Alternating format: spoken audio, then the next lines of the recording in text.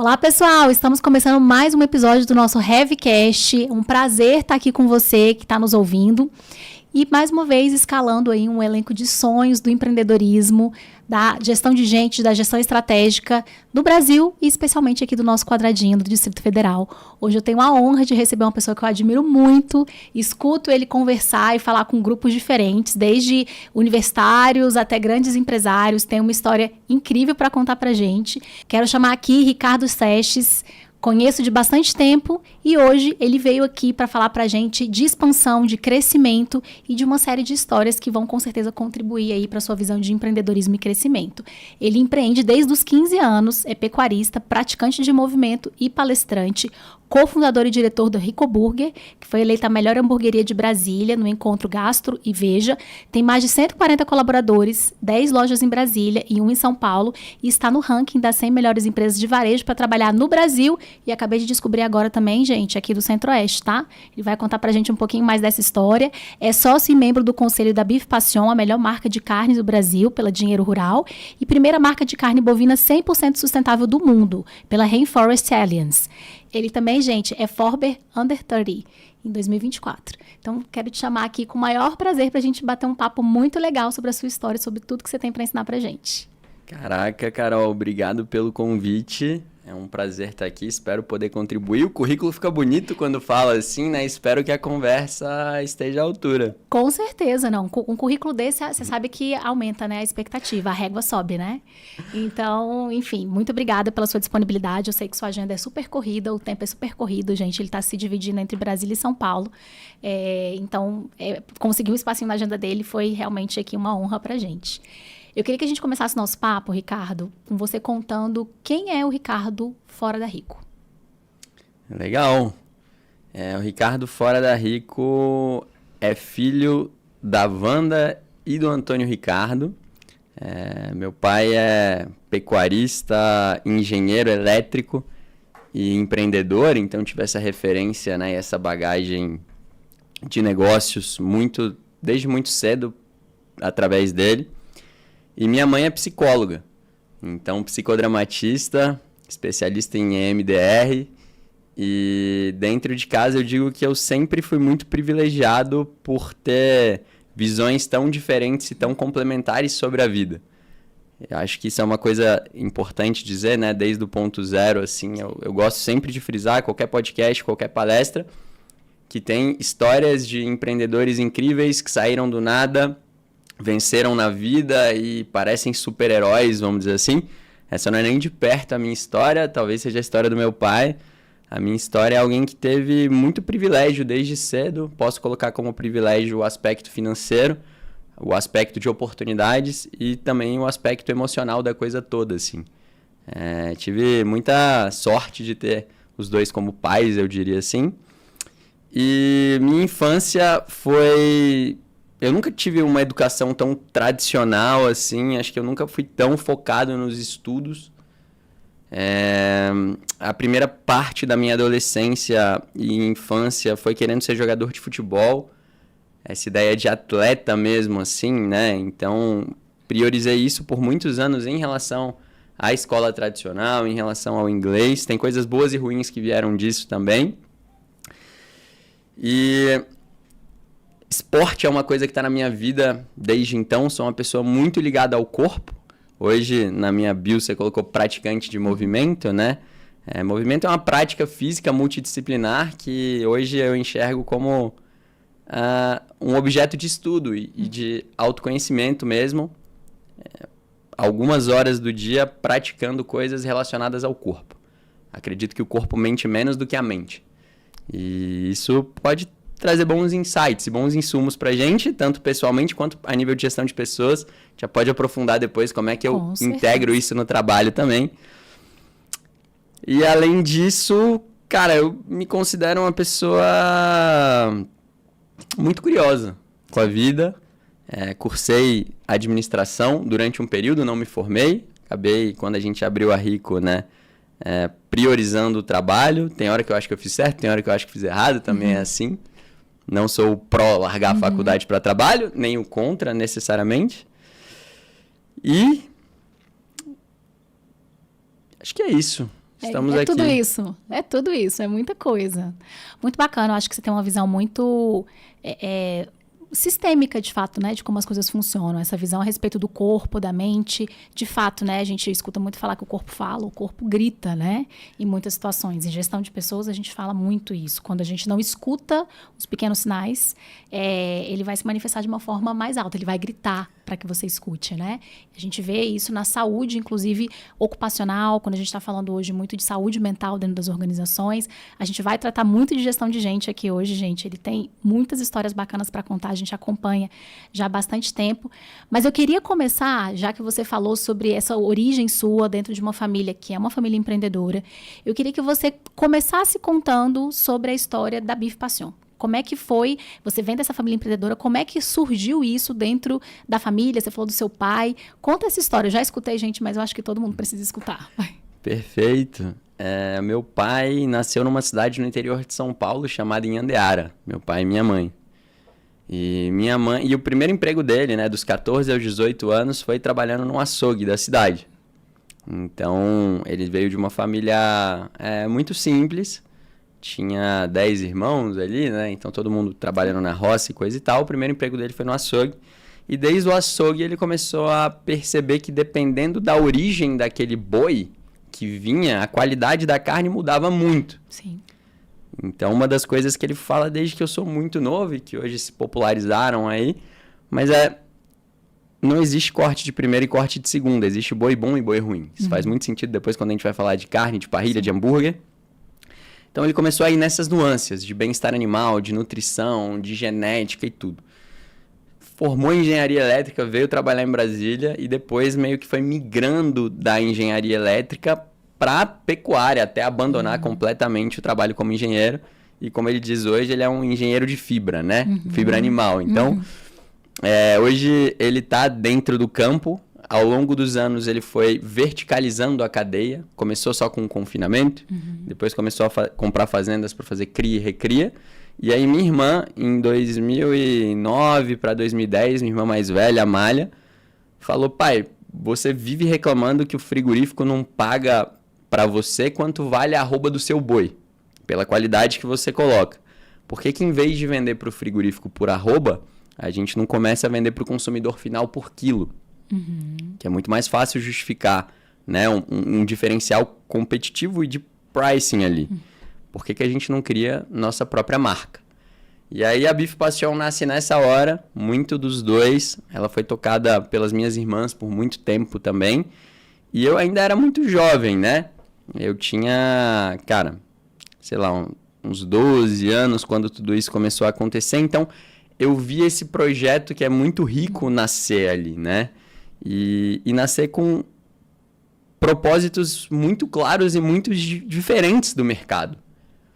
Então, eu digo que eu também tive sorte nisso, assim, que eu vi minha família, por mais que eu não trabalhava, né, ativamente no negócio, construir uma coisa com princípios e valores muito autênticos e genuínos. Principalmente no que diz respeito a bem-estar animal. Há uma relação até contraditória, né? Mas de um bem-estar de vida e um bem-estar de morte de um animal, já que a gente vai se alimentar dele, e o quanto isso impactava na qualidade da carne. Então, pensa assim, o mais comum quando a gente fala sobre carne, né? A primeira coisa é, nossa, mas você trata tão bem um boi e depois você mata ele? Exatamente. Qual que é a lógica de eu tratar mal uma coisa que vai me nutrir depois, né? Mas a gente tem dificuldade em lidar com apego, muitas vezes, por exemplo. Não, eu não quero me aproximar desse animal porque senão eu vou sofrer muito quando ele for. Sim. Nesse pensamento, você só tem duas, vamos dizer, opções. 2 caminhos. Ou você se distancia do boi e começa a tratar ele como um objeto, commodity. Sim. Não é celular, que eu tiro daqui, coloco ali, processo. Troco. Tudo bem, é uma fábrica, né? Ou, se você quer se aproximar desse animal e ter contato com ele, você vai ter que mudar a relação que você tem com a morte. Que é mais profundo. Para nós, ocidentais, né? Em outras culturas, isso não é tão difícil e tão contra-intuitivo. que foi o caminho que meu pai sempre foi. Então, meu pai, eu digo que ele é um mix entre um pecuarista e um filósofo, né? Dentro disso. E eu vi isso desde cedo. Então, para mim, sempre foi, cara, o mercado vai para um lado, mas não necessariamente tem que ser isso. A gente pode construir outra coisa e tudo. Isso foi um grande exemplo para as minhas construções no futuro também. Então, a Bife Passion é essa marca que existe desde então. Algumas coisas diferentes que ela, né, conquistou. Foi a primeira marca de carne que foi considerada como 100% sustentável pela Rainforest Alliance, que é uma certificadora de Nova York, que nasceu para conservação de florestas tropicais ao redor do mundo e viu que a forma de fazer isso era certificar produtores, né, e valorizar, de certa forma, esses produtores que são responsáveis a nível social, ambiental e animal. Então, essa temática toda ESG, né, Sim. foi sempre muito presente na minha vida. E a gente nunca vendeu na família commodity em nenhum nível, né? Então, acho que talvez o que aconteceu depois foi a forma como meu pai sempre olhou para o boi de uma maneira diferente. Pela vida, eu comecei a olhar talvez para o ser humano, né? Para o time de uma forma um pouco diferente. E é a forma como a gente vem hoje na Rico, né? Tentando fazer nossa construção. Então, sem dúvida alguma, absolutamente nada do que eu faço hoje existiria se eu não tivesse tido esse exemplo tão forte dentro da minha casa, com meu pai, com a minha mãe, com as minhas irmãs. Então, Você mais foi uma muito vez... influenciado, né, por isso. E inspirado. Com certeza. E, bom, então vamos fazer o gancho. Eu quero saber da Rico, assim, como é que surgiu a Rico Burger? Você falou da história toda da Bife Passion, desse empreendedorismo que já veio dentro de casa, uma super história de brilhar o olho mesmo. Como é que foi esse processo de empreendedorismo com a Rico Burger? Ah, legal. Eu, como disse, não participei ativamente da construção da Bife. Eu acompanhei, né? Eu vi. Então, desde muito cedo eu ia em muitas degustações, assim. A carne é uma carne de muita qualidade, né? Para quem entende de boi, de carne. A gente trabalha com Angus e trabalha com Wagyu, então... Os restaurantes que trabalham com a nossa carne também ao redor do Brasil são restaurantes muito qualificados e tudo. Então, eu fui tendo acesso a esse meio gastronômico por conta da carne, como um fornecedor. Não como um dono de restaurante ou algo do tipo. E aí, quando eu estava no ensino médio ainda, eu fiz um curso de empreendedorismo. Era tipo um Empretec do Sebrae, mas uma versão, obviamente, mais simplificada. E eu tinha que criar uma empresa. O que eu vou começar a fazer? Não foi a primeira ideia, mas foi a segunda. Cara, vou começar a vender espetinho. Pai, o que tá sobrando aí que você pode me vender, recorte e tudo, para eu poder, né, pré-produzir isso e vender na escola. Então, na parte prática, tinha que tirar uma empresa do papel. E o que aconteceu foi sair 3 vezes por semana mais cedo da aula. Ele fez uma autorização. Eu ia pro bloco na frente da escola, acendia a churrasqueira, a galera saía, o espetinho estava pronto e eu vendia ali. Começou assim. Depois de algum tempo fazendo isso, né, eu fiquei, sei lá, quase 2 anos mais ou menos fazendo isso, veio uma oportunidade de fazer um primeiro evento gastronômico, a convite de um chefe que comprava a carne da Bife Passion. Então, Ricardo, eu vou ter uma barraca no evento, no CCBB e tudo. Não quer dividir essa barraca comigo? Eu vou vender arroz de pato e não sei o quê. Você não quer vender espetinho? Falei, cara, quero, vamos lá. E aí começar a fazer evento foi um salto, assim. Então, nossa, eu vendia tipo 30, 40 espetinhos por dia na escola. Esse dia eu vendi 500. Uau! E aí, depois que isso foi acontecendo, um amigo da minha irmã me apresentou pro pessoal da R2 e eu fui fazer um na praia em 2016, né? Quem é de Brasília sabe, é o maior evento que a gente tem aqui. E aí, por conta do Na Praia, eu acabei conhecendo o Rick, que é um dos sócios da R2. E ele, um dia, eu era bem operador nessa época, né? Então, quando eu falo que eu tava no evento, era eu na churrasqueira, né? Um amigo no caixa, o outro amigo passando farofa. Então, era muito assim no começo. E aí, um dia, eu tinha ficado até tarde, cheguei lá cedo, o Rick virou e falou, pô, Xará, a carne da sua família é uma carne incrível, você é um menino super ralador, nunca pensou em fazer um hambúrguer, não? Acho que essa tendência está começando forte. Tentei trazer uma hamburgueria do Rio para cá, eles não quiseram vir e tal. Tô com isso na cabeça.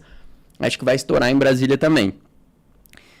E aí, na época, eu tinha 18 para 19 anos, né? Então, pô, o dono da R2 fazendo na praia, né?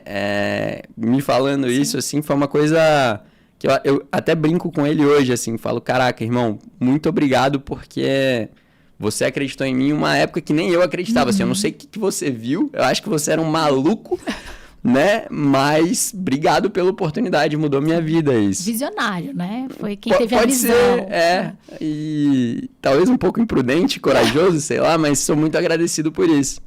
E aí foi quando a gente começou a conversar sobre montar uma hamburgueria. Depois veio a Rê, veio o Lucas também, né? Que são nossos 4 sócios fundadores, cada um com seu papel. E aí a gente falou, cara, a R2 está fazendo esse nível de evento em Brasília. A Beef Passion com esse nível de carne ao redor do Brasil. Se a gente for montar uma hamburgueria, não dá para ser qualquer hamburgueria. Sim. Tem que ser uma hamburgueria muito rica, né? Sim. Então, se a gente partiu daquela frasezinha do tem gente que é tão pobre, mas tão pobre que a única coisa que tem é muito dinheiro. Se dinheiro não é a única forma de riqueza, qual mais é?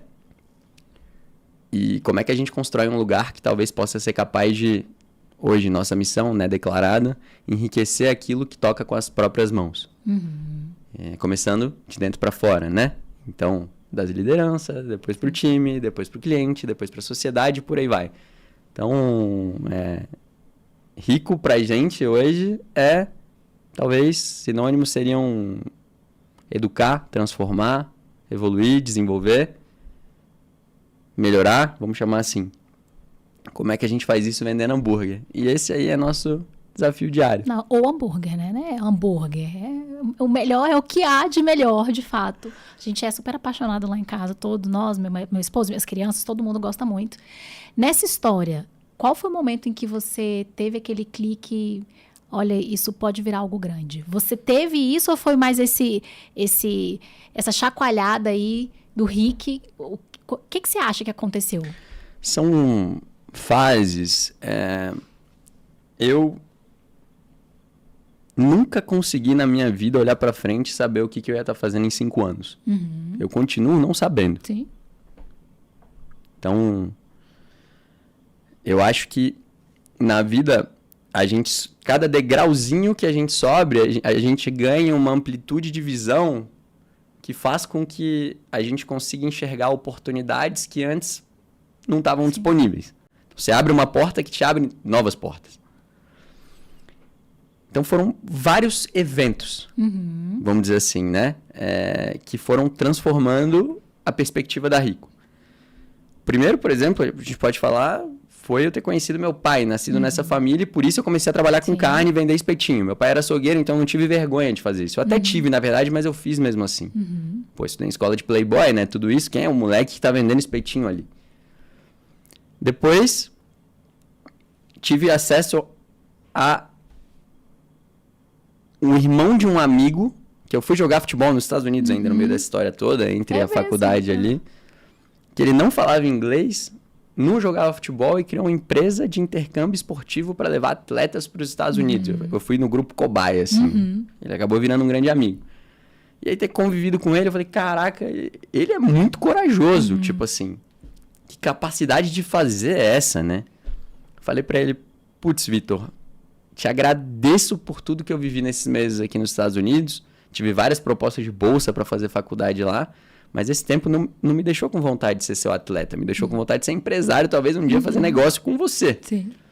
Então, ter convivido com ele foi um start de começar a pensar que eu queria fazer algo além do espetinho. Sim. Então, se eu for ficar no Brasil, não dá para ficar só pelo espetinho agora. Isso tem que, né, virar uma coisa a mais. Vem o evento, aparece o Rick.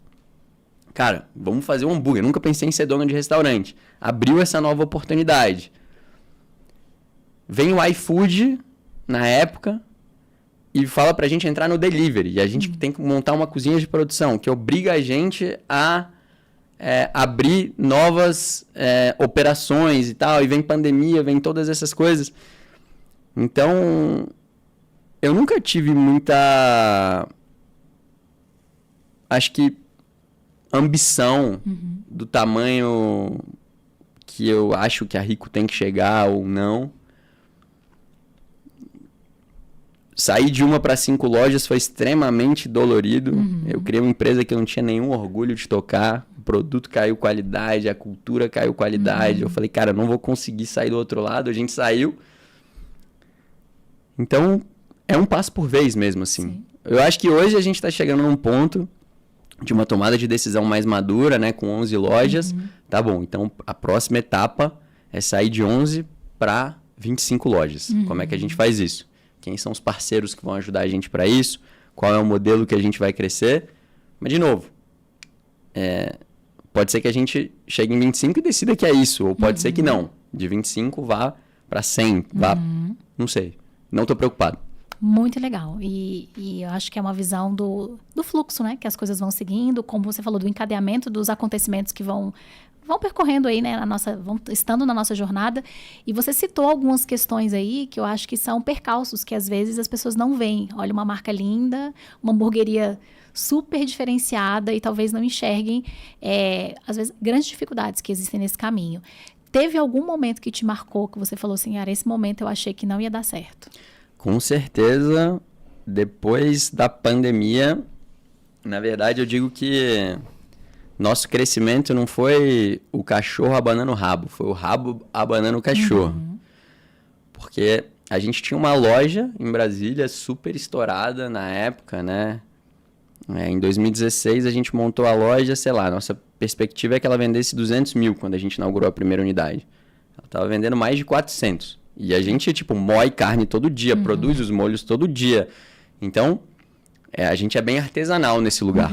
Nossa loja não estava dando conta de produzir ali o que a gente precisava, né? Cara, eu moendo carne do lado de onde eu estava produzindo ketchup, sei lá, a temperatura toda errada. Não, a gente precisa estruturar isso. Ou a gente terceiriza para alguém, ou a gente precisa de uma estrutura maior. E aí a gente construiu a nossa segunda loja, primeira de delivery, e nossa cozinha de produção.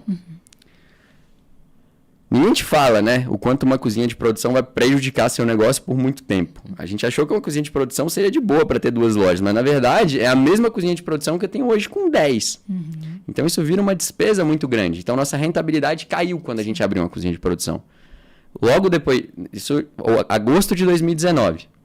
Então pensa a gente, né, eu e o Lucas com 20 anos, ganhando um dinheiro que a gente nunca viu na vida, etc. Caixa própria para montar loja, vamos nessa. Aí a gente vê nossa margem despencar depois de uma mudança dessa. Sim. CMV subiu, porque ficou mais difícil controlar a gente. Eu tinha 17 funcionários, foi para 28, em 2 lugares diferentes. Então, nossa, que loucura. E aí vem a pandemia, que todas as vendas vão para o delivery e a gente perde, sei lá, 20% de margem com o iFood da vida. Então, a gente saiu de uma empresa extremamente lucrativa para uma empresa deficitária em 1 ano. E a gente se viu numa situação que ou a gente cresce para justificar esse investimento que a gente fez, ou não vai ter como virar. A estrutura que a gente montou não comporta um negócio do tamanho que a gente tem. Então a gente foi abrindo lojas do jeito que deu, saiu da pandemia com 5, 6 lojas e teve que crescer para conseguir justificar todo esse investimento que a gente tinha feito. Então foi uma decisão extremamente imprudente, assim, extremamente, ao meu ver hoje, mal pensado. Eu demorei 6 anos para, numa conversa com o Rick, falar assim, caraca, irmão, sabe por que a gente sofreu tanto durante a pandemia financeiramente? Porque a gente achou que precisava de uma cozinha de produção e o que a gente precisava era de um açougue. Isso custou milhões de reais no caminho. Então, nessa hora, a gente com 5 lojas, pensa, saiu de, sei lá, em 2 anos e pouco, 3 anos, o nível de maturidade de gestão que você precisa para lidar com essa empresa é completamente diferente como empresa de uma loja só. E como dentro da sociedade eu sou a pessoa mais responsável por gestão de pessoas, operações ali, o dia a dia, falei, cara, construí um negócio que eu não consigo tocar. Eu não consigo mexer com esse bicho, eu não sou capaz de fazer isso aqui. Eu tive essa conversa com meu sócio, com o Lucas. Cara, irmão, tô com medo da gente não sair do outro lado. E aí foi uma conversa em que ele veio e falou, cara, vamos tentar por mais 2 anos. Se a gente não virar um negócio, a gente tem uma marca forte que vai estar vendendo lá muitos milhões, alguém vai comprar barato, mas beleza. Mas vamos tentar? Beleza, vamos tentar. Essa conversa tem 3 anos e meio, sei lá, né? E hoje a gente está com 11 lojas, com uma gestão infinitamente mais madura e que essa dor de parto foi necessária, né? Para essa nova fase da empresa. Então, essa hora eu achei que eu não era capaz. E agora, por exemplo, a gente indo para São Paulo, né? Pô, primeira loja fora de Brasília, vamos montar em São Paulo, tudo. O que mudou de lá para cá? Que eu já sabia que eu não era a pessoa que ia conseguir fazer esse negócio. Então, eu já sei que eu não vou conseguir. Sabe essa fase do 10 para 25 lojas? Beleza, eu já sei que eu não sou a pessoa que vai conseguir fazer isso. Sim. Eu não acho que eu sou. Isso é uma super maturidade de gestão, né? Muita gente quebra a cabeça e não sai do outro lado exatamente porque não tem... É um pouco de humildade também, não é? Não, 100%, Ricardo? absolutamente. E você sentar numa cadeira e você fala, cara, eu vim até aqui, mas não quer dizer que sou eu, né? Esse protagonista nesse momento, nesse lugar. E aí, é até engraçado, eu lembro, sei lá, eu fui o sócio responsável para ir para São Paulo implementar a loja, né? E aí 2 operações novas, porque a gente montou uma parrilha e montou uma hamburgueria, uma do lado da outra, então também um negócio novo, né? Validando um negócio novo no novo estado, então foram as oportunidades que apareceram, mas uma dificuldade absurda em contratar gente em São Paulo, em treinar, tipo, a Rico a gente levou pessoas daqui, mas a parrilha contratei o time todo de lá. E, meu Deus, como é difícil colocar uma cultura do zero, eu não lembrava disso, e todo mundo girando, e liderança girando, a Rico, nossa rotatividade de liderança, sei lá, nos últimos 3 anos, 25 líderes que a gente tem, saíram 2, sei lá. É pouco, então é uma coisa estável já. E na parrilha, uma loucura, cara, padrão de qualidade horroroso no começo. Aí eu parava assim, foi muito engraçado, porque eu parei, olhei, botei a mão na cabeça assim e falei, cara, por que eu fui inventar de fazer isso? O que eu tô fazendo, né? Tudo tão bom em Brasília, tudo tão organizado, né, na medida do possível.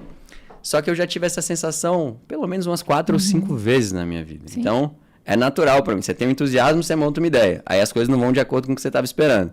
Aí você, meu Deus do céu, tudo é muito mais difícil do que eu estava esperando, eu não tô dando conta.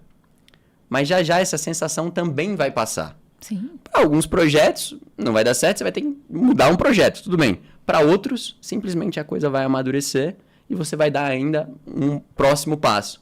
Então, hoje eu não acredito mais tanto no que eu tô sentindo naquele momento, Na sensação, né?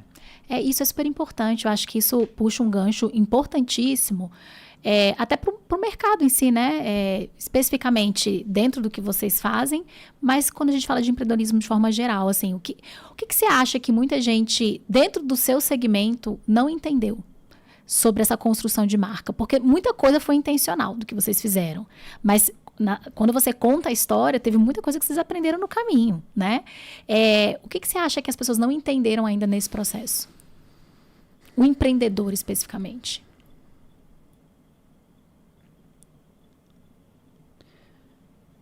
Que tem muitas coisas que a gente acha que controla, mas que a gente não é capaz de controlar.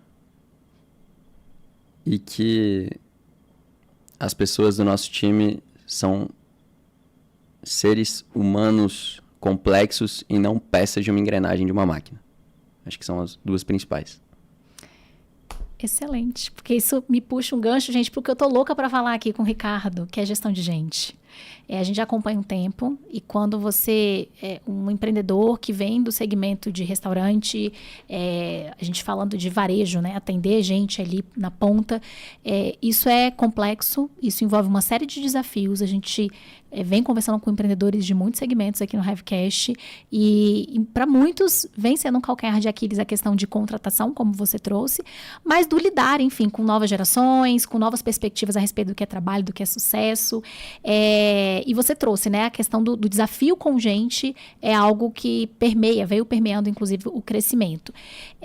Como é que vem sendo isso? Como é que você avalia todo esse processo, desde quando você começou até agora? Você já empreende há bastante tempo, já lida com equipes há bastante tempo, apesar de ser super jovem, mas você pensa aí, tem um estado de empreendedorismo já de bastante tempo.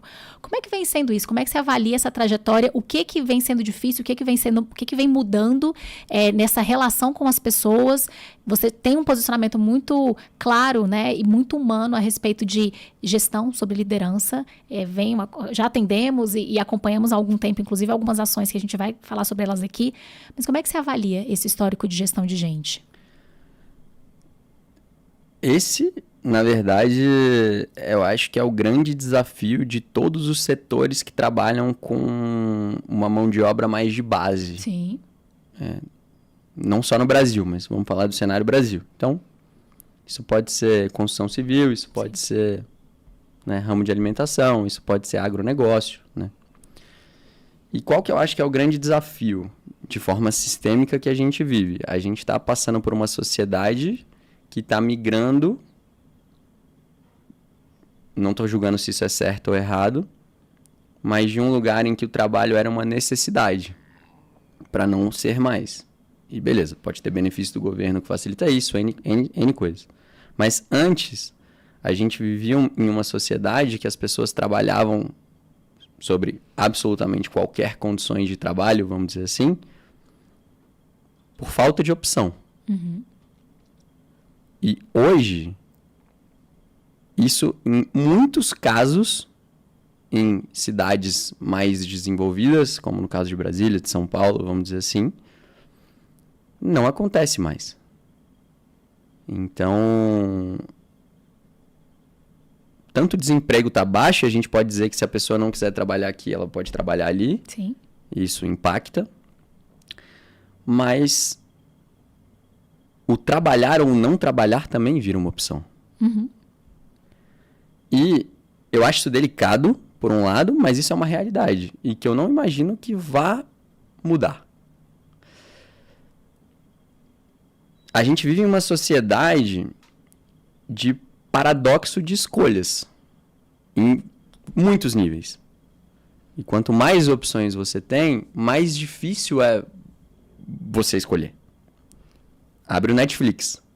Quanto tempo você demora para escolher um filme? Quanto tempo você assiste um filme? Sim. Sem mexer no celular. Uhum. Aí você escolhe o filme e aí você ainda mexe no celular no filme. Não. iFood, né?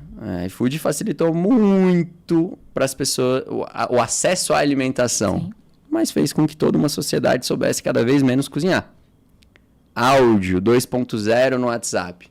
Facilita a comunicação por um lado, porém torna as pessoas mais prolixas por outro, porque você não precisa ter clareza em explicação. Uhum. Você consegue corrigir isso muito rápido. Waze. Nunca mais você errou um endereço, mas nunca tivemos uma dificuldade tão grande de propriocepção Sim. em relação ao espaço, né? Então, todas essas facilidades que a gente cria como sociedade, no fim das contas, vêm para garantir, e por meio da tecnologia, né? O grosso delas vem para garantir segurança, facilidade, praticidade, conforto, Sim. esse tipo de palavras. E esse tipo de palavras está conseguindo, esse mesmo conjunto de coisas que a gente está desenvolvendo está criando uma sociedade cada vez mais frágil e com cada vez mais dificuldade em encontrar sentido naquilo que faz. Então, a grande coisa que eu acho que muda agora é que o sentido antes era por necessidade. E o sentido agora tem que ser por descoberta e por escolha.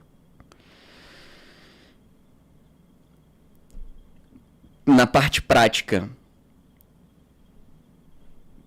como a gente lida com isso?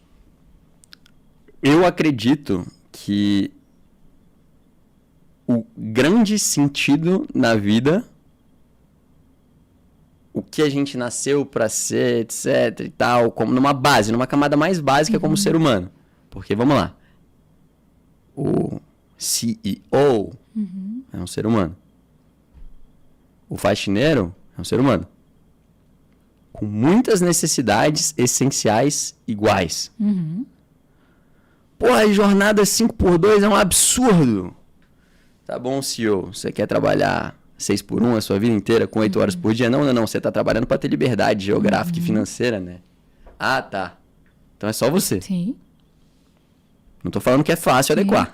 Tô falando a nossa hipocrisia. Sim. Sim.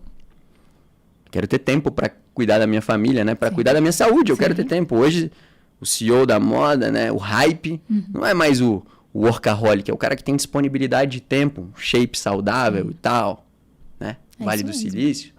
Ah, tá. Então, o seu funcionário tem que trabalhar 12 horas por dia, andar 3 horas de ônibus.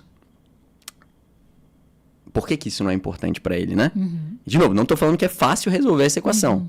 Só tô falando que a gente, como líder, é muito hipócrita. Sim. Dito isso, qual que é a necessidade mais básica comum a todos os seres humanos? A todos os seres. Desde que o mundo é mundo.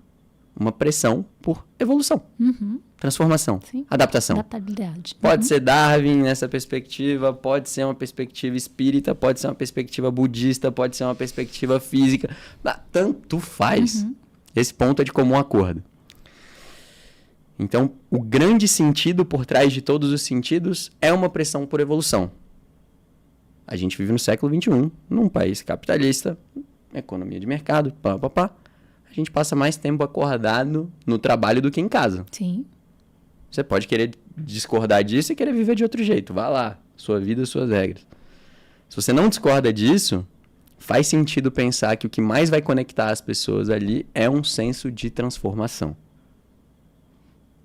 Então, até falando sobre isso, né? Putz, a Great Place se orientar para isso, né? Great Place to Work, lá, a certificação, é uma coisa que ajudou muito a gente a mapear o clima da empresa e priorizar ações de desenvolvimento de pessoal.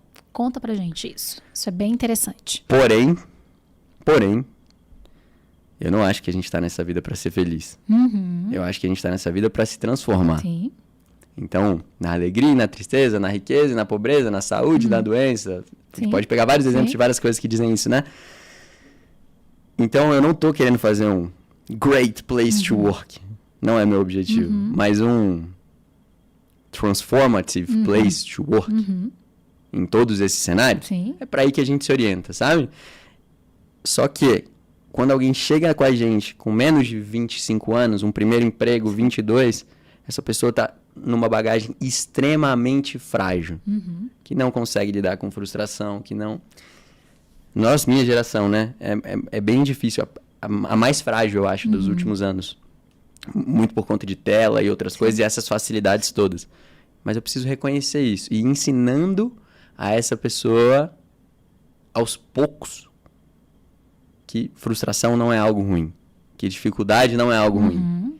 E aí você vai criando políticas, modelos, práticas e coisas para ir tentando fazer com que essa pessoa sinta esse gostinho do que é se transformar ativamente através de uma prática, que nesse caso é o trabalho.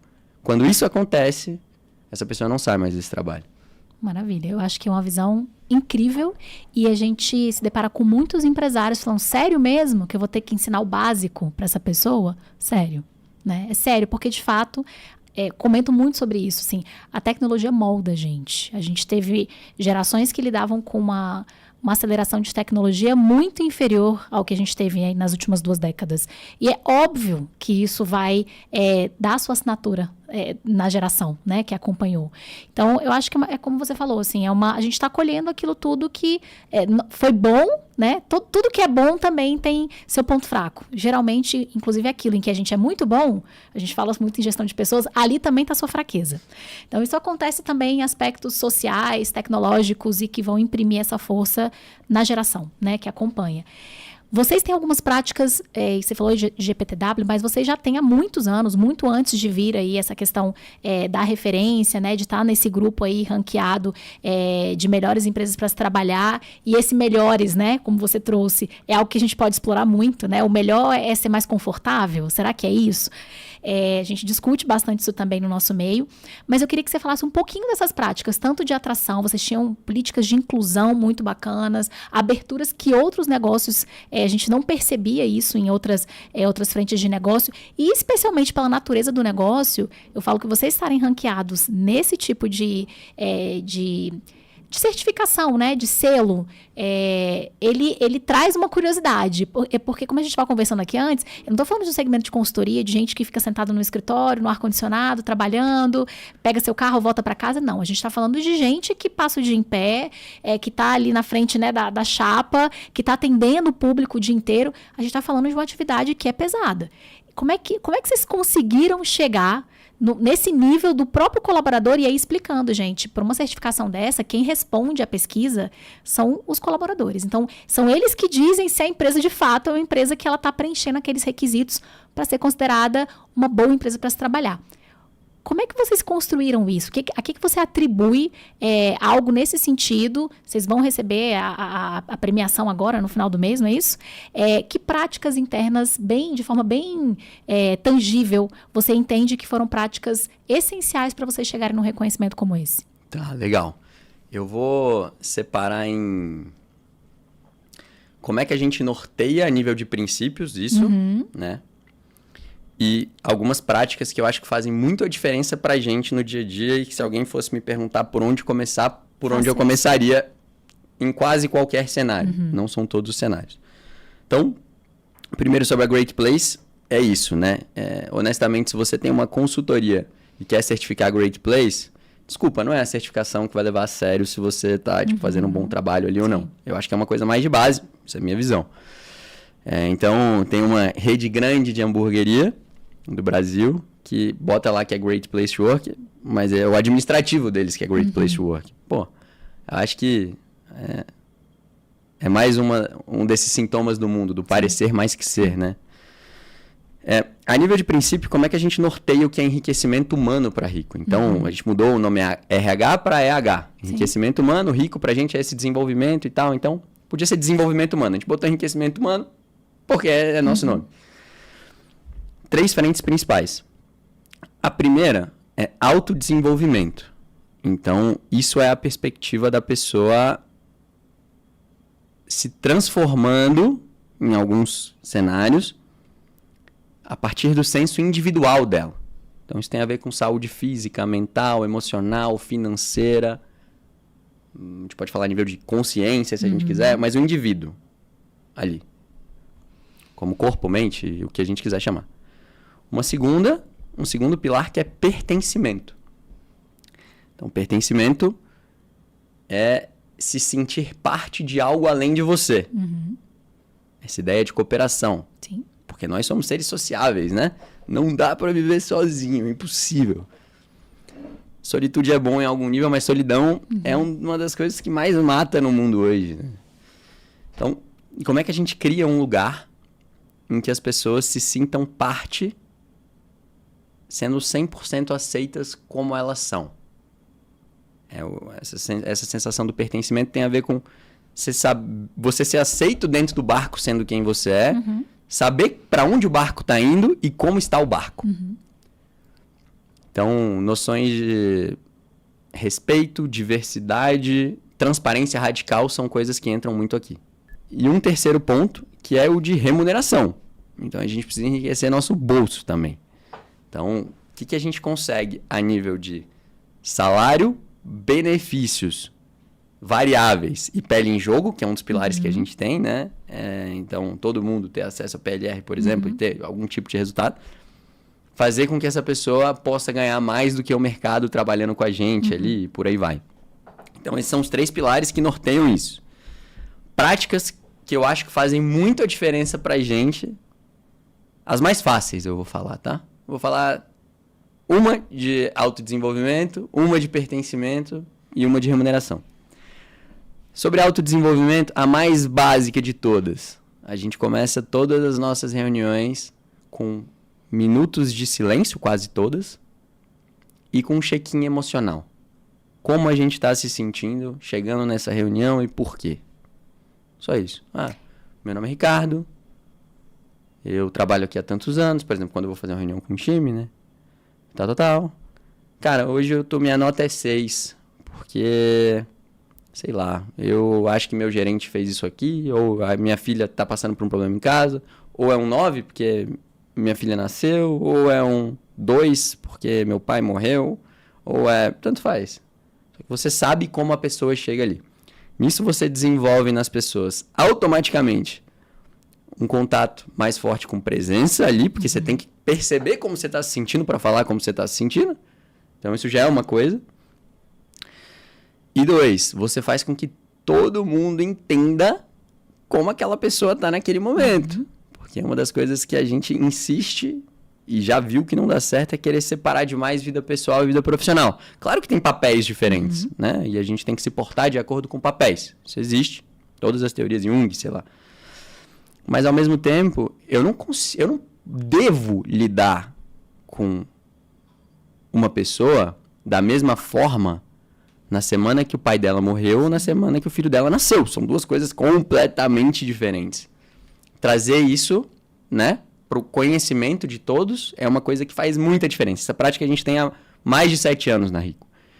É muito simples e que conecta as pessoas em um nível que só fazendo por alguns meses você vai perceber. Pertencimento. Vou falar uma coisa que a gente faz também. Duas, uma para dentro e uma para fora. Para dentro, Mesa Rica.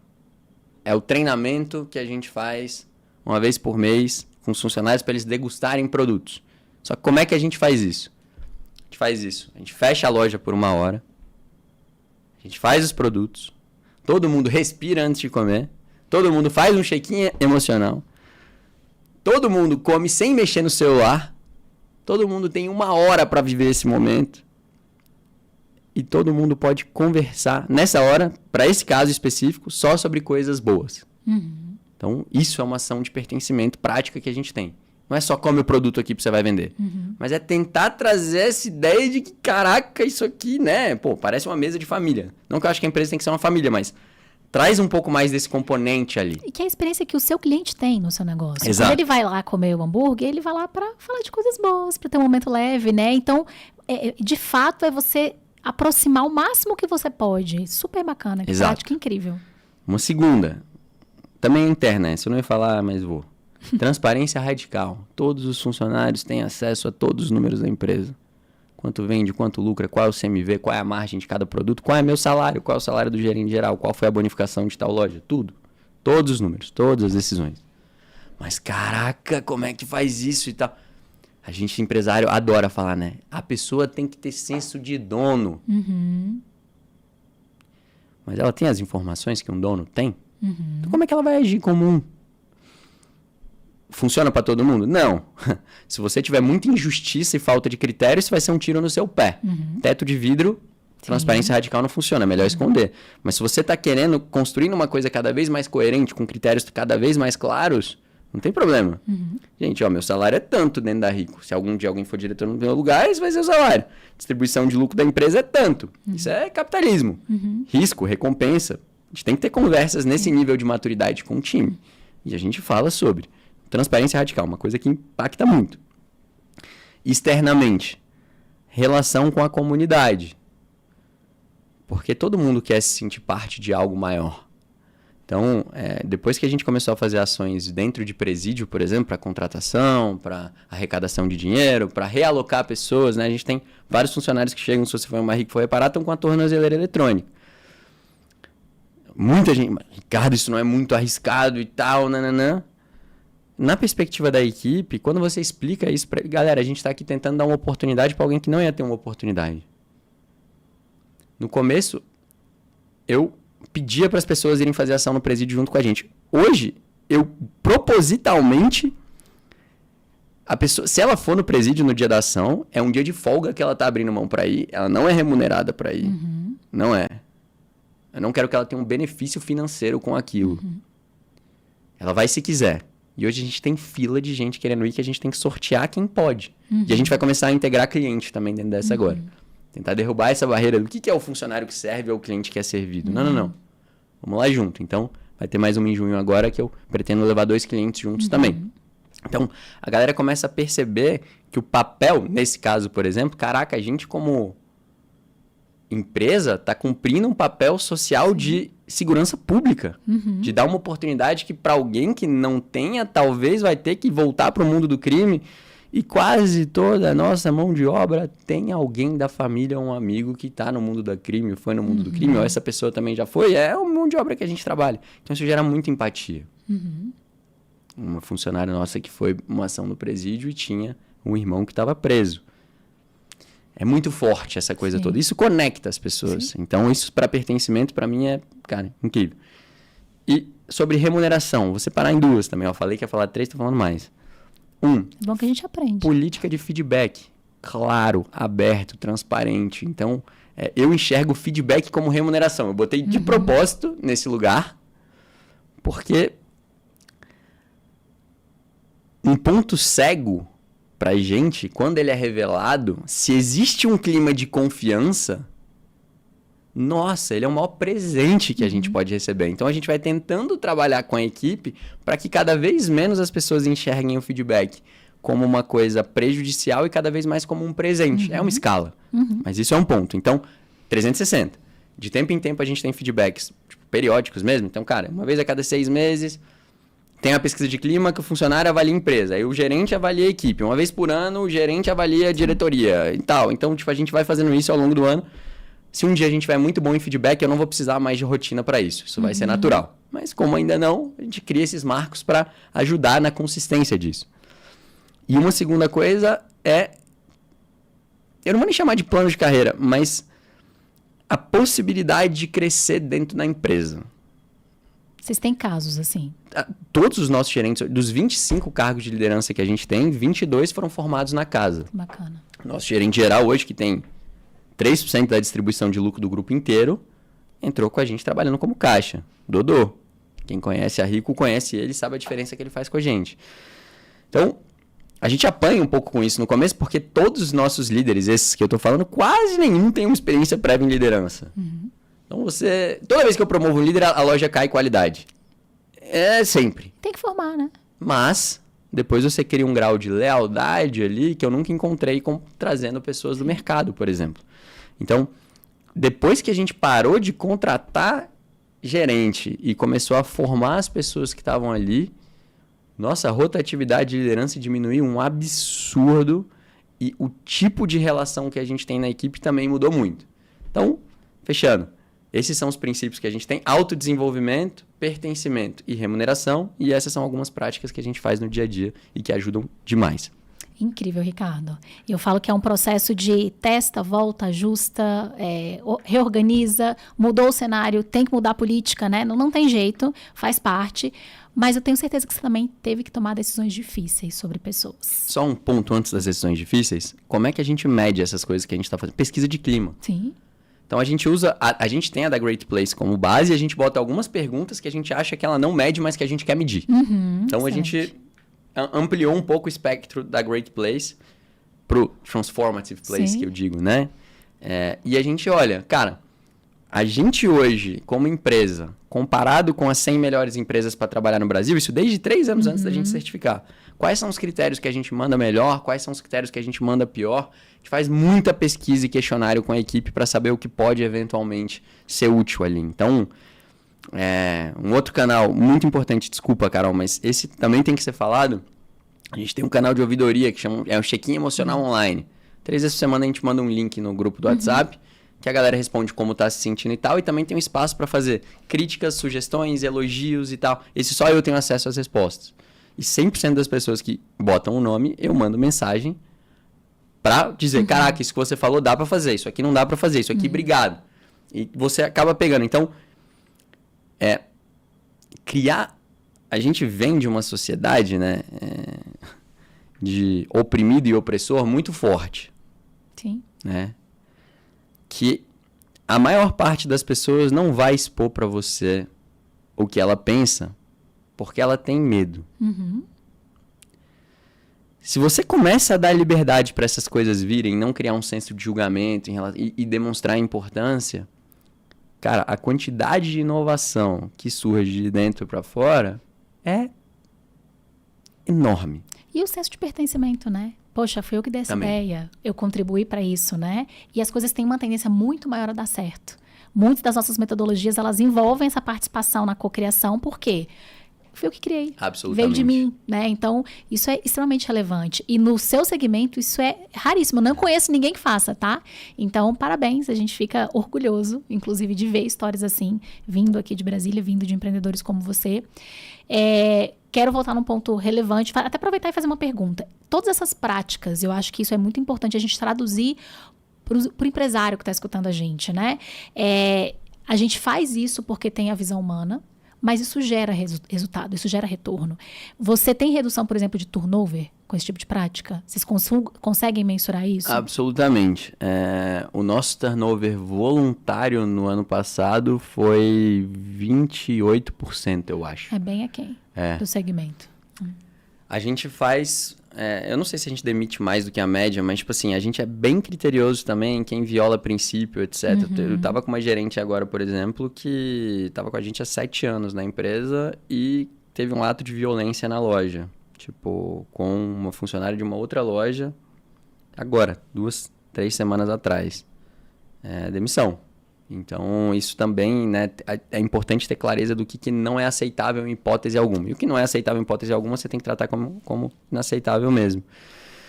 E só uma observação, esse tipo de colocação é extremamente relevante, porque eu estava falando sobre decisões difíceis, né? Fiz a pergunta sobre decisões difíceis. Essa é uma típica decisão difícil. Se uma pessoa está com você há 7 anos no cargo de gerência, provavelmente ela estava indo bem. Mas eu estou entendendo que ela violou algo que é essencial para o negócio, né? É algo que a gente não admite, é inadmissível para o negócio. E o empresário, ele precisa saber que tem momentos que ele vai ter que tomar esse tipo de decisão, que às vezes dói no coração, por um resultado ou por uma comodidade que você está tendo. É uma pessoa já treinada, que já conhece, mas que aquilo ali fere o que você acredita como essência. É difícil, a gente não está na cadeira só para ser fácil, né? Para tomar decisão fácil. Então, faz muito sentido. Acho que já até respondeu a minha pergunta. Tá bom. Você mencionou em determinado momento que você ficava na operação, que por um tempo você esteve na operação.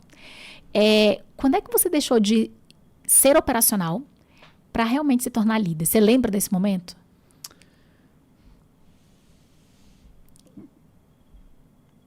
Com a Rico, eu já abri a empresa não sendo tanto da operação.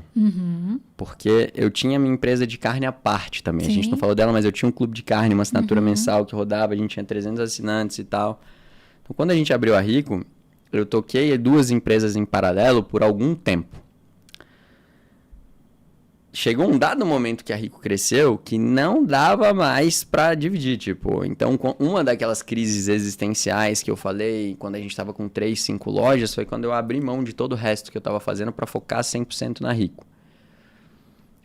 Então, eu diria assim, eu nunca tive a chave de uma loja da Rico. Eu não sei a senha de nenhum alarme. Às vezes toco o alarme de uma loja, a galera... Agora parou de me ligar, mas me ligava a central de segurança. Loja tal, senha, qual que é a contrassenha? Eu falava pra mulher, desculpa, eu não sei qual é a contrassenha. Vou passar o telefone do gerente aqui. Então, eu nunca fui dentro da Rico, tipo... a pessoa que ficava dentro da... Nunca fui o chefe de cozinha ali, ou o gerente da loja. Nunca fui. Na casa de carne que eu tinha, sim. Aí agora tem um momento engraçado, que é... Em São Paulo, eu fui ser mais ou menos essa pessoa agora. Então, desde que a Rico abriu, o momento que eu fui mais presente dentro de uma operação... passar 10 horas por dia, 12 horas por dia dentro da loja, foi agora em São Paulo, quando a gente abriu as 2 operações da Parrilha, porque era um negócio em validação. E aí eu cheguei a uma conclusão engraçada também, que é, eu sou um gerente pior do que todos os meus gerentes. Que bom, né? Tipo, nossa senhora, como eu sou ruim em microgerenciamento. Minha forma de liderança, ela é de dar muita confiança e delegar responsabilidade e tal para as pessoas. Então eu vi, na verdade, lá teve dias que eu fui ser parrilheiro, literalmente. Então, tiveram uns 2, 3 dias na operação que eu fiquei na parrilha e eu gosto de fazer churrasco, então já dei muito com churrasco na vida. Aconteceu umas 2 ou 3 vezes ali. Mas eu não sou um bom operador de dia a dia. E tem um certo distanciamento, vamos dizer, zoom in, estou muito perto, zoom out, estou muito longe. Tem uma determinada zona ali que eu acho que é onde eu mais contribuo. Que seria, no meu caso, o ideal, eu acho. Uma conversa por semana de 1 hora com cada líder meu. Uma visita de 1 hora por semana, ou 2 horas por semana, para cada operação minha. Acabou a semana já. Que não dá. Então, tipo... Tem que distribuir. Então, exato. Então, eu ainda acho que... Por isso que eu falei, né? Eu definitivamente, absolutamente, não estou preparado para Rico ter 50 lojas. Porém, quem são as pessoas que podem ajudar a gente ao longo desse processo? Quais são as coisas que eu preciso aprender ao longo do processo? quais são os principais gaps que eu acho que eu vou ter ao longo do processo, mas o mais importante de tudo, já é entrar sabendo que eu não sou. Porque quando a gente acha que sabe, mesmo assim, não, quando a gente acha que está preparado, o bebê já nasce morto. Uhum. A gente nunca está preparado, né? A gente nunca tá. Nunca. E o bonito é isso, Sim. né? Me diga aí, quem tá preparado pra ser pai e pra ser mãe? Pô, sou doido pra ser pai na minha vida. Doido. Eu não tô preparado pra isso, mas... É o caminho, né? A gente vai se preparando no caminho.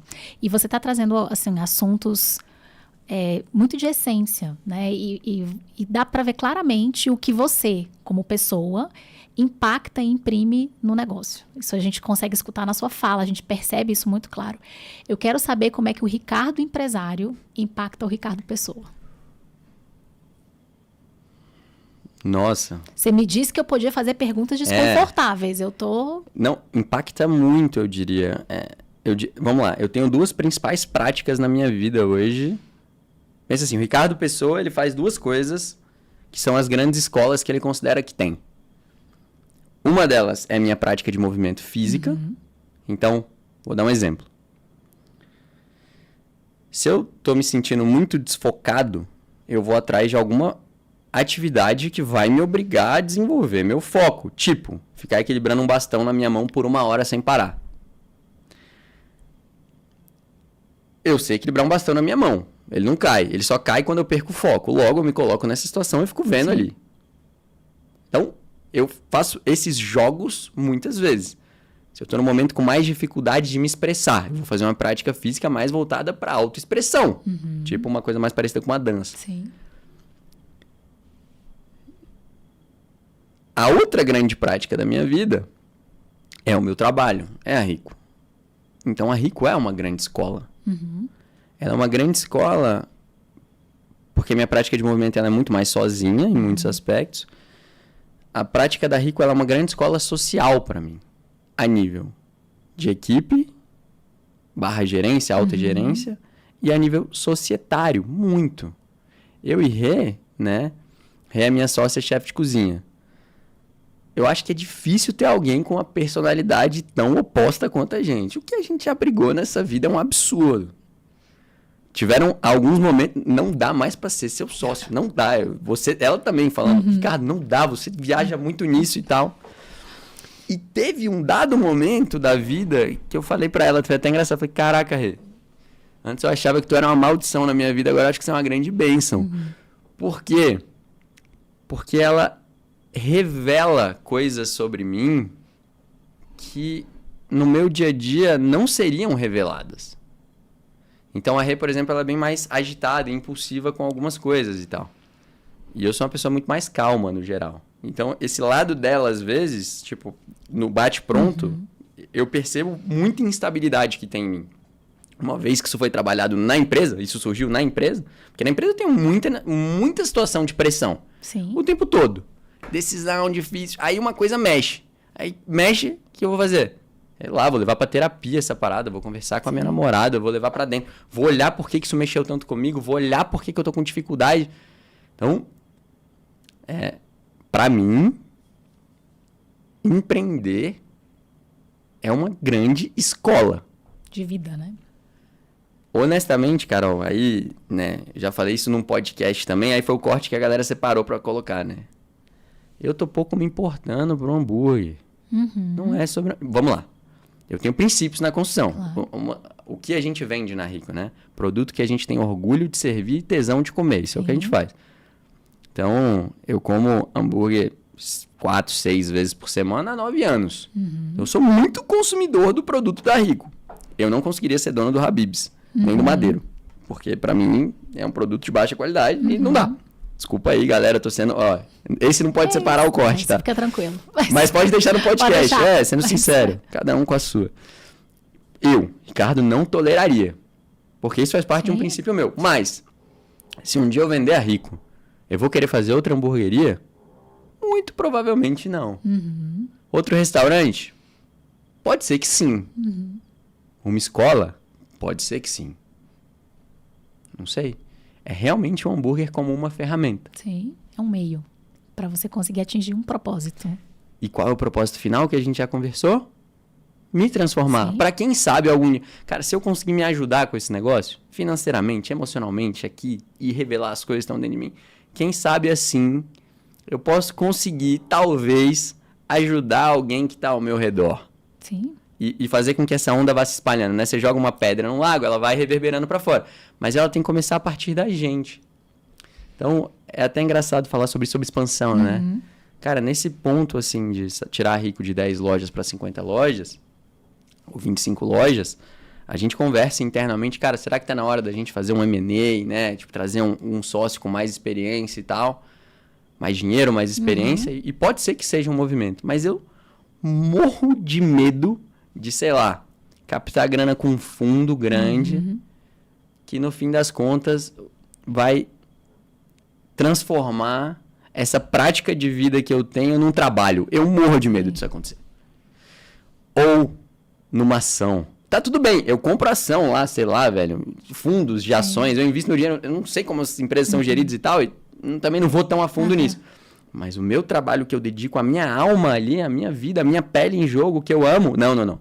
Isso não pode virar só uma remuneração salarial, não pra mim. Sim. Não pra mim. Sim. Porque se isso acontecer na Rico, sei lá, exemplo, entrou um fundo, milhões de reais, vão abrir 50 lojas, mas pra fazer isso, pô, Ricardo, chequinho emocional é perda de tempo, não, isso e tal. Eu vou mais... Não dá pra moer nossa própria carne, vamos comprar carne congelada, igual todo mundo compra, vamos fazer isso, vamos fazer aquilo. Se eu tiver com um produto que eu não tenho orgulho e com um time que eu não tenho orgulho, aí é o Ricardo falando, eu não vou conseguir estar tão próximo desse lugar. Sim. Eu posso ser acionista, eu posso ser membro do conselho, mas eu não vou ser o cara que tá lá no dia a dia, porque eu não consigo. Sim. Eu até admiro quem consegue, Sim. mas eu não consigo. Sim. Então, por isso a gente é tão cuidadoso com esses próximos passos que a gente vai dar.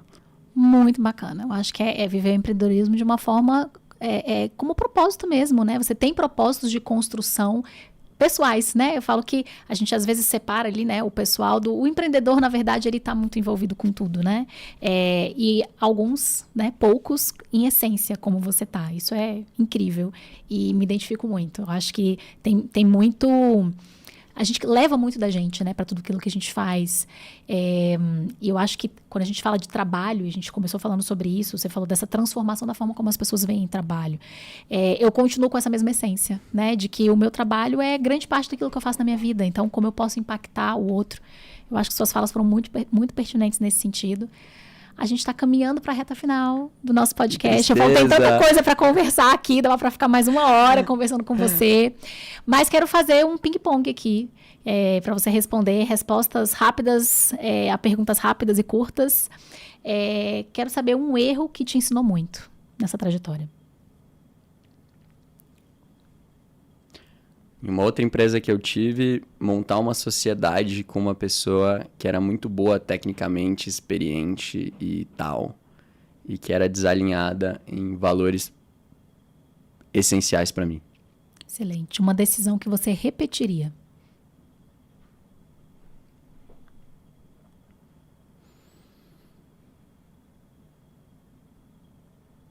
Todas.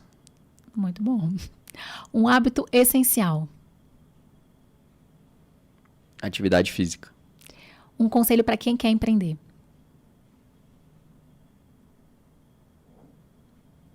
Não faça pensando em liberdade e em dinheiro. Sucesso para você é?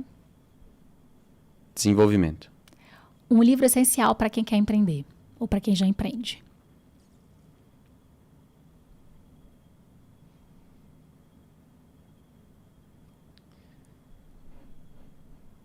Pequeno Príncipe. Que empreendedor você gostaria de ver aqui no Revcast? Pode ser aqui, pode ser do Brasil, pode ser aqui do Quadradinho, mas que você vai fazer a ponte para estar aqui com a gente.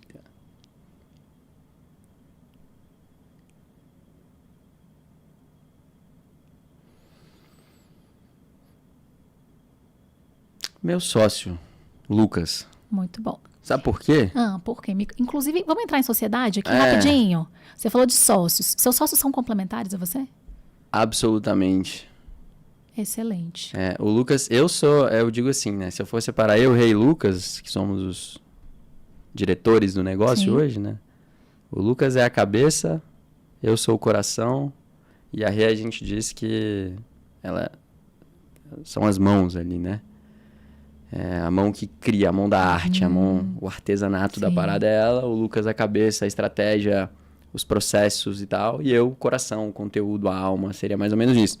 Então, seria muito legal, eu acho, né? A gente gravou um podcast juntos uma vez, inclusive, que foi super legal, porque muito do que eu falo aqui e que toca as pessoas e é super legal, só é possível por uma visão pragmática complementar em muitos aspectos que me falta.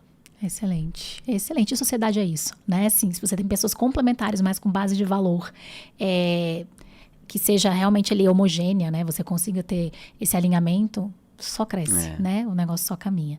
Quero primeiro te agradecer imensamente pelo seu tempo, por você ter destinado esse tempinho, a sua agenda de estar aqui com a gente, contribuindo sempre com falas, com visões, eu falo que assim, também aqueles sacodes que eu acho que todo empresário precisa ter, né? A gente entender que temos um papel que vai além simplesmente de gerar lucro. Eu acredito muito nisso, né? Existe um papel de transformação, tem que gerar lucro sim, né? Tem que gerar riqueza para todo mundo, mas agradecer muito e deixar um espacinho também para você deixar aqui seu último recado, sua fala aí no nosso episódio, que foi incrível. Vou fechar com um pouco do que você trouxe, que eu acho que a maior parte dos empreendedores e empresários ainda escuta uma visão como a que eu trouxe aqui, como algo utópico. E tá tudo bem. Se você chegou aqui e considera assim, desculpa pelo seu tempo perdido agora. Mas se algum momento sua empresa estiver indo bem, não indo mal, ela está indo bem, você está ganhando dinheiro, você está pagando impostos e gerando empregos, funções primordiais da empresa, e ainda assim você está sentindo que tem algo faltando aí, você volta e assiste esse episódio mais uma vez. Excelente, excelente dica. Pessoal, muito obrigada pela audiência. O episódio ficou incrível. Mais uma vez, agradecer ao Ricardo. E fique atento aí no nosso canal, que a gente está sempre trazendo empreendedores que fazem a gente repensar carreira, vida, processo, trabalho, equipe. Vamos com a gente.